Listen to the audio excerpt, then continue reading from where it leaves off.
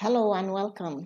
This is the presentation that I gave at the first international online conference on the importance of teaching foreign languages and translation studies that was organized by Fergana State University in Uzbekistan on June 15th, 2020.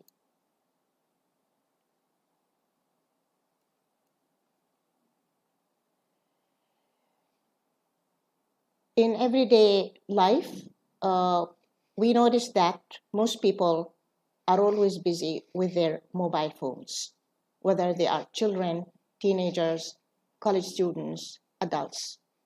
They use and interact with their mobile phones for almost everything, for communication, entertainment, learning, shopping, making reservation. In a study that was conducted in the year 2003 by Thornton and Hauser, the researchers found that young Japanese learners prefer to use their mobile phones for almost everything, from emailing to reading books. Google Play Store and iPhone App Store have a multitude of applications that can be downloaded and used for teaching and learning foreign languages like Arabic, Russian, French, German, Spanish, including English. And there are also specific or there are mobile apps that can be used for practicing specific language skills such as reading, listening, speaking, vocabulary, grammar, and those are for children, for adults. They target different proficiency levels and they are used for a variety of purposes. In this presentation, I'm going to talk about the advantages of using mobile apps, types of language apps that can be used, how to search for mobile apps, and also which criteria we should take into consideration when we select mobile apps for a particular group of students, and stages of teaching language skills with mobile apps, the instructor's role, and then I will end up with giving some recommendations, and then I will show you some examples of mobile apps that are used for developing and practicing the different language skills. Now, what are the advantages of mobile apps? Why do we use mobile apps, or why should teachers and students use mobile apps? Mobile apps can be used as a supplement to in-class instruction. They can be used for extension activity, as an extension activity, for remedial activities and for enriching activities. Students and teachers, students in particular, they can use mobile apps anywhere, anytime, and can use them as many times as they wish. Mobile apps are free. Most of them are free. They are easy and quick to download and update. We can delete them if we don't like them. We can get the app, the icon, and a description, in addition to user ratings, which will indicate the usability and how beneficial the mobile app is. The mobile apps, they have different difficulty level, instructional approaches, and content details. We can get numerous mobile apps that target a specific skill, such as reading, writing, speaking, listening, pronunciation, vocabulary, grammar, that students need to develop.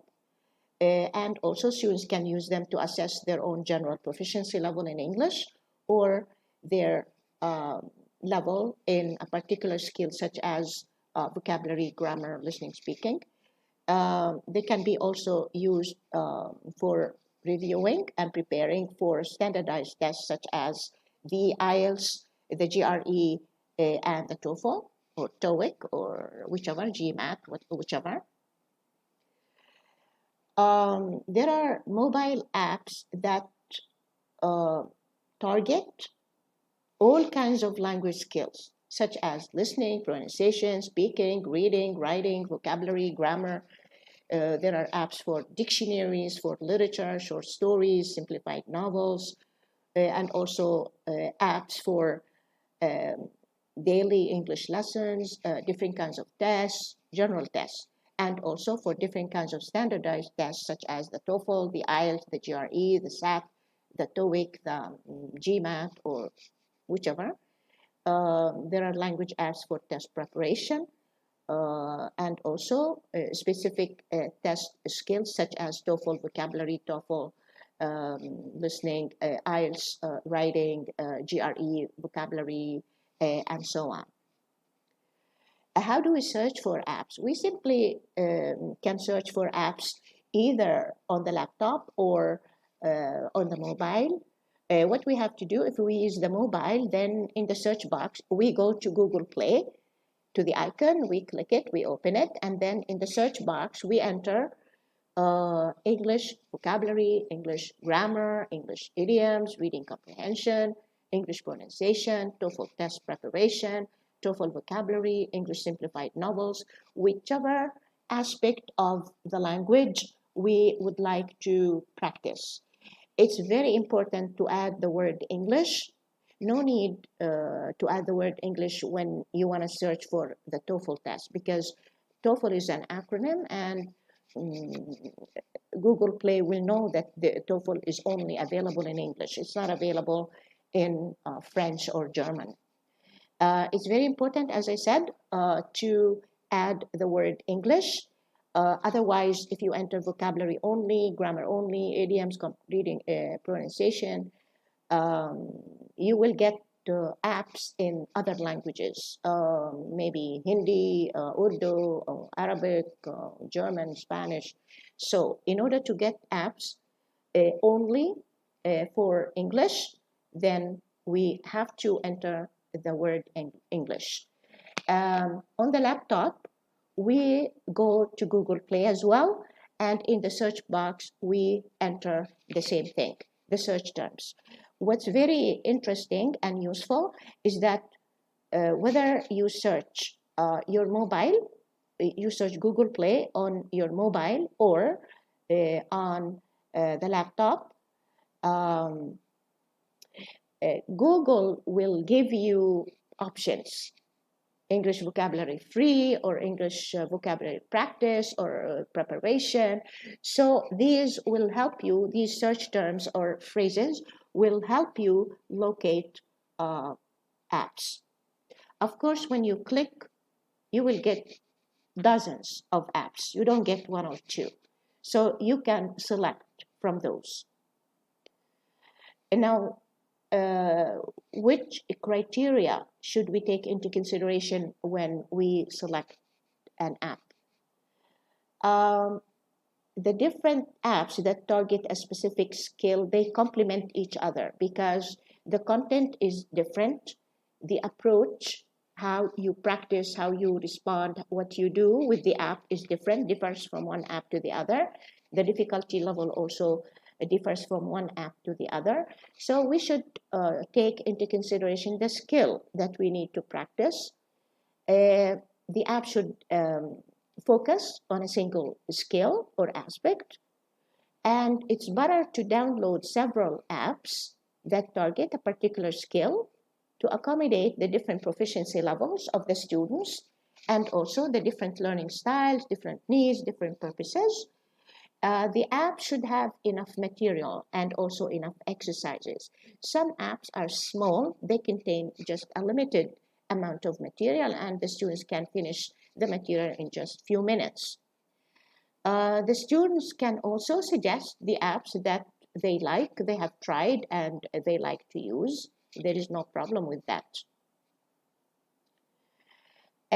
When we use technology in teaching, whether we use an online course, an online discussion forum, a blog, or mobile apps, there are three instructional stages or phases. Pre-task phase, task phase, and post-task phase. Now, in the pre-task phase, the teacher should do some certain things. In the task phase, the teacher and students do other things, and similarly in the post-task phase. Now, in the pre-task phase, the teacher should tell the students the objective of using mobile apps, why they need to use mobile apps, and what they are going to do. They are going to study, practice, which apps they need to locate or use, how to search for the apps, what's expected of the students. The teacher should give a clear, specific, and detailed instructions on how a particular task should be performed or how a particular app should be used, because different students have different sophistication levels in using technology and mobile apps. Some may not be as skillful as others. Also, in the pre-task phase, the teacher introduces the vocabulary apps or grammar apps or reading or writing or TOEFL or IELTS apps. She can also show the students how to search Google, the Google Play Store for apps, or the Apple App Store for apps, and especially how to select the search terms, and that there are options, that Google gives options, and which option they can use.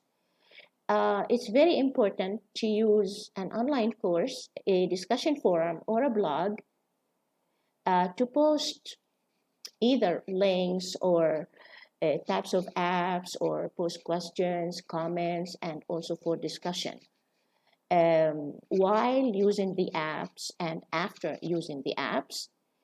The teacher can post a sample of apps, for example, 10 apps, from which the students choose, because usually in any class, the students have different ability levels, different proficiency levels, different experience also with technology or using mobile apps, different needs, different purposes. So the teacher can do that.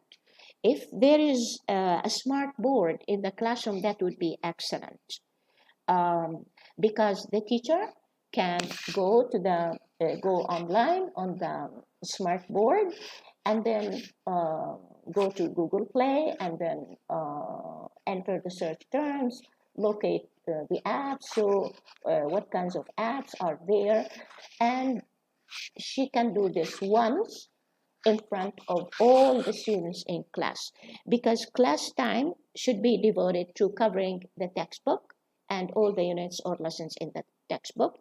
There is no time to work with the apps in class. The students work with the apps at home, out of class, whether they are in the car, they are on campus, at a restaurant, cafeteria, wherever they are. If they are in the park but they have internet access, they can use the apps. I don't recommend that the teacher says, okay, points at certain students, and she says, okay, you and you and you use this app, and this and this and this student you should use this app. No, give the students freedom to use the apps that they like, but you tell them, for example, give them the minimum. For example, at least you should use 3 apps.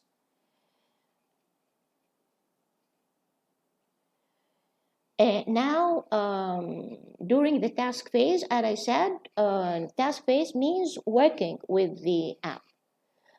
They should know what they should do, and that they should use these at home, and they can work on the apps either individually, in pairs, two students work together, or small groups of 3 or 4 work together on an app. It's very important to set a time limit or a deadline for completing the apps.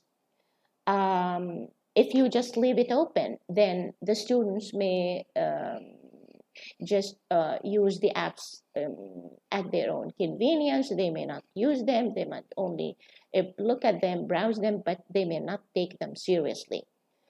Provide guidance and help. Sometimes some students have difficulties, so it's important to provide guidance and help with the difficulties while the students are working with the apps. Sometimes students have questions about the app, so please answer the students' questions. After the students complete some apps, of course, the students will be coming to the office, to your office, showing you what they have done, how many they have finished, what if they had problems, if they don't understand this, they don't understand that. So you can give feedback, you can comment on students' performance. To encourage the students to use the apps, it's good to give the students extra credit to give them marks, because this way you will motivate them to work, because this is extra work. Usually students believe that they should only study from the book, and this is what's required, but any other extra work is not necessary. The students, when they work in groups or pairs, they can correct each other, comment on each other's performance. It's better if the students keep a log of the apps that they have used, together with just comments, just a couple of lines about each app, so that we know that this app is not good, it's not beneficial, but this one is excellent, and the students like it, and they have learned a lot from it. Now, in the traditional classroom, teaching is usually instructor-centered or teacher-centered, because the teacher is the one who reads and who asks questions and who lectures. But when we use technology, especially mobile apps, the role of the teacher changes. When we use technology, the instructor serves as a facilitator. The instructor helps the students find, download relevant English apps that meet their needs and purposes. And also, if a student finds a particular app difficult to work with, she can guide the student to other apps that are easier. Also, it's important to follow up the students to make sure that they are making the best use of the apps, and encourage the students to locate and select and find their own, or suggest their own apps, the apps that they find nice, useful, and beneficial. I recommend that students be not left on their own to work with technology. Technology does not teach by itself and does not guarantee the automatic learning of the material or the development of the required skill. The students should never use any technology, any app passively, just browsing or looking at it and then ignoring it. There should always be a task. The teacher should always give questions, should always give assignments in order to motivate, to encourage the students to use the app or the technology. In any class, you will find a couple of students who do not possess a smartphone. Of course, we should not punish those because they don't possess a smartphone in order to locate and use mobile apps. We can direct them towards using like a website or YouTube videos that they can use on their laptop or in the computer lab at the university. I also recommend that app material be included on tests so that students take the apps seriously. For example, if the students are using vocabulary apps, we can select certain words from certain apps and include those words on the test. If they are using, for example, idiom apps, we can select some idioms from the material in the app, or some grammatical structures, or some skill, and then include those um, on the test. Okay, now I want to show you just sample apps that target certain skills. For example, on this slide, you can see in the first part, upper part, these are listening apps. In the lower part, these are speaking apps. Me, personally, I use Talk English, this one here, over here. I used it with my students and I wrote a paper about it, and it's excellent for practicing listening and speaking. And it comes in levels. It has 900 lessons, and the lessons are grouped according to difficulty level. So you would find a group of lessons that are easy, and their level is elementary, and then you would find intermediate lessons and also advanced lessons. Okay, so here there are plenty of apps, but I only selected this one because so that I don't make the presentation very long. For example, here we have Advanced English. This one is Learning English app, and it's advanced. This one, English listening and speaking, English listening as well, English listening. Here, improve English speaking, standard hello, learn to speak, and this one speak English, this one speak English, and this one English speaking and listening. Now these are for reading, and there are a lot of apps for practicing reading. Learn English reading and listening, speaking, reading, writing English, English story, English reading, comprehension. This one is reading comprehension, it's very good. And English word reading, English reading, English stories, offline. Here, reading comprehension, reading skills. Here, speed reading. If students are interested in learning or practicing reading fast or speed reading, they can use these apps. Speed reading, all of those. And then here also there are phonics apps. Phonics means learning how to pronounce words, how to associate, how to connect the spoken form of the word with its written form. So here we hit two birds with one stone, or we kill two birds with one stone, pronunciation and spelling.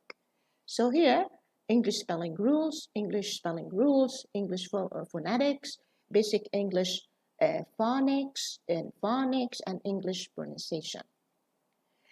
These are literature apps, for example, English literature and linguistic notes, history of English literature, English literature. Here, super book of English literature, history of English literature, novel stories, and these also English literature. These are writing apps, and you can find all kinds of apps that you can use to practice different kinds of writing, such as report writing, letter writing, academic writing. This one for academic writing, improve English, something I can see it. And this one, report writing, this one, how to improve writing skills, 360 mail templates, English writing skills, 1,000 plus English writing, similarly improve your written English. These are vocabulary apps, and also this one, for example, has 30,000 words and with pictures. This one, English vocabulary, English builder, vocabulary builder. This one, 6,000 words. And you can see here the language. This is Hindi. So I think the words are translated into Hindi. This one, vocabulary trainer, word of the day, English vocabulary, 10,000 words, 3,000 English vocabulary. This one is for kids. This one, pro, vocabulary builder, and English vocabulary. There are also apps for specific vocabulary building skills, such as prefixes and suffixes. So there is plenty of apps for learning prefixes and suffixes and roots. All of these prefixes, suffixes, this one for roots. Here, the one down here is Greek and Latin roots, word formation, learn medical terminology, because medical terminology is based on Greek and Latin roots, prefixes and suffixes, words, English confused words, and also painless roots. The grammar apps, there are plenty also of grammar apps, either the grammar in general, English grammar in use with test. There is a textbook for this, similarly for this one. English grammar for all levels, English grammar here, test and speaking, learn English grammar and English grammar test. Okay. You can also search for apps that help you learn and practice a specific area in grammar, such as idioms or tenses. So this one has 10,000 English idioms, idiom land, idiom quiz, English idioms and proverbs, English idioms and phrases. The ones down here, 12 tenses, English tenses book, English tenses, rules and practice tenses, learn English tenses book, rules and practice. Here, dictionary apps, and you can find all kinds of apps, and almost there are apps for all kinds of paper dictionaries, Longman, Webster, Oxford, Macmillan, you just name it. You can also find English, monolingual dictionaries, or bilingual, English Arabic, English French, English Urdu, English Hindi. Everything is available. For example, this one is English Urdu. There are also general testing apps for testing your English in general. And these are not standardized, of course. 50,000 plus test questions. Test your English grammar test. So you can find tests to test your English in general or specific skills such as grammar or vocabulary. So here, English test articles and quiz your English level testing, English grammar test quiz over here. Sometimes you find the quizzes in different groups according to levels, elementary level, intermediate level, or advanced level.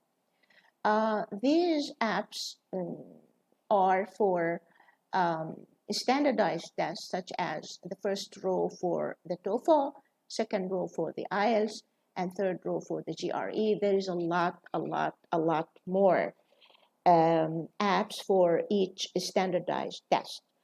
You can find apps for the IELTS in general, all the subskills in the IELTS or all the subskills in the TOEFL, or apps for a specific skill tested by the IELTS, TOEFL, or GRE.